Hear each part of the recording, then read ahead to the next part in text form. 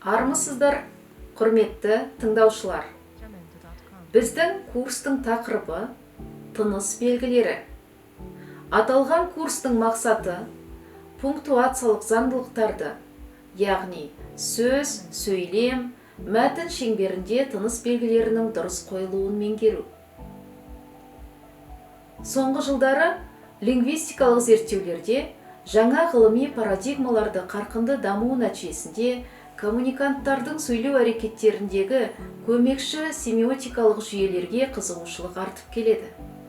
Осыған байланысты субъектінің мәтін түзуі мен қабылдауындағы пунктуацияның қызметіне де айрықша көңіл бөліне бастады. Пунктуация сөзінің өзі түрліше сипатталып, семиотикалық кодтың өзіндік ерекшелігі толыққанды ашыла қоймады. Сол себепті тыныс белгілерінің қызметі жан-жақты сараланып, жіктеле қоймады.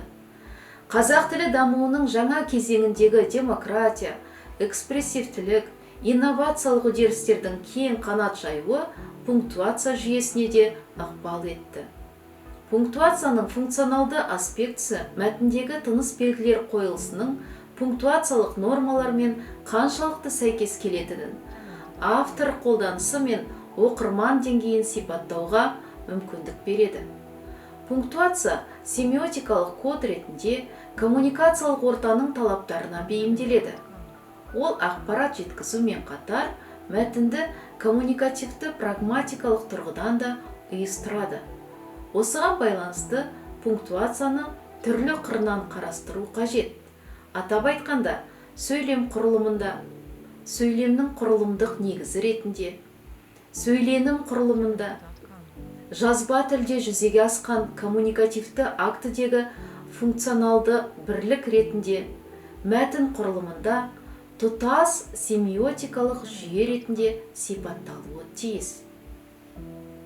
Пунктуация мәтіннің бейвербалды компоненті, яғни пунктуация жазба коммуникацияда қолданылатын қосымша семиотикалық жүйе. Пунктуация жүйесі тыныс белгілердің екі түрлі қызметіне, бөліну және оқшаулану қызметіне негізделген. Осылайша, тыныс белгілерінің екі тобын, жалқы, оның ішіне кіреді нүкте, үтір, көп нүкте, сызықша, қос нүкте, сұрақ және лек белгілері, және жұп деп оған кіретіндер қос үтір, қос сызықша, жақша, тырнақша. Ерекше бөліп атауға болады. Басылған мәтіннің көлемдік композициялық жақтан ажыратылуы үшін қолданылатын таңбалар пунктуация ауқымына кіреді. Олар жұлдызшалар, ұзын сызық, үзік сызықтар, дөңгелекше, көрнекі шрифт, абзац. Пунктуация мәселесі баспасөзде дүркін-дүркін көтеріліп, жазуда тыныс белгілерін дұрыс қоя білудің маңызы, тыныс белгі ережелері, оларды қолдану мәселесі жиі айтыла бастады.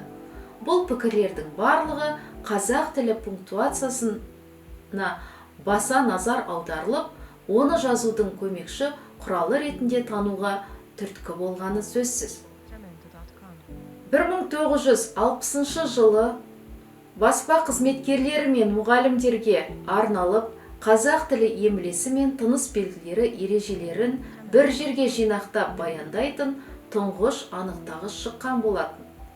Оның өңделіп, толықтырылған екінші басылымы 1974 жылы жарық көрді. Алғашқы басылымдардың екеуінде де анықтағыш Қазақ КСР жоғарғы кеңесі президиумы 1957 жылы маусымның 5-інде бекіткен. Қазақ тілі орфографиясының негізгі ережелерін басшылыққа алып жазылған болатын. Екінші басылымы шыққаннан кейінгі 20 жылдай уақыттың ішінде қазақ емле ережелерінің жаңа редакциясы жасалып, бұрынғы қағидалар біраз өңделген болатын. Соған сәйкес емле ережелерінің жаңа редакциясы түзіліп, Ол да жоғарғы кеңес президиумының 1983 жылғы тамыздың 25-дегі жарлығымен бекітілген еді.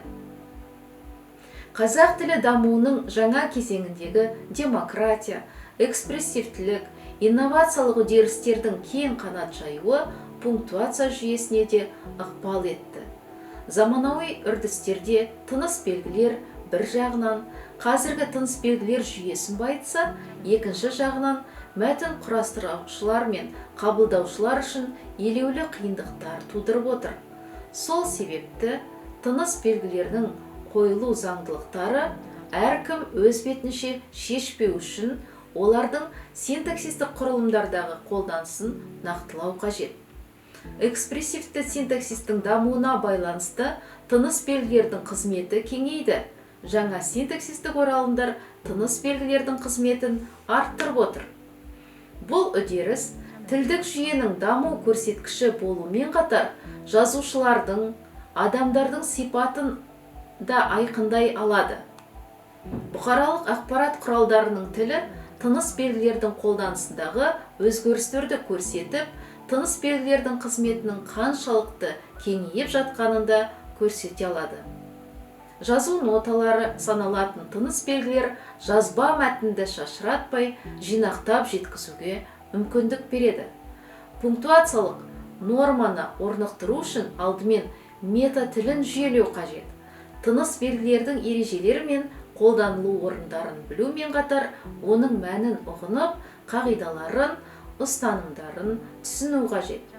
Ендеше, курсты тыңдау аясында келесі сабақтарымызда сіздер нүкте, көп нүкте, нүктелі үтір, қос нүкте, үтір, шылау, сызықша, дефис, жақша, тырнақша, леп белгісі, сұрақ белгісі бойынша өткізілген тақырыптарды меңгере отырып, тыныс белгілерінің қойылуындағы заңдылықтарды игеретін боласыздар.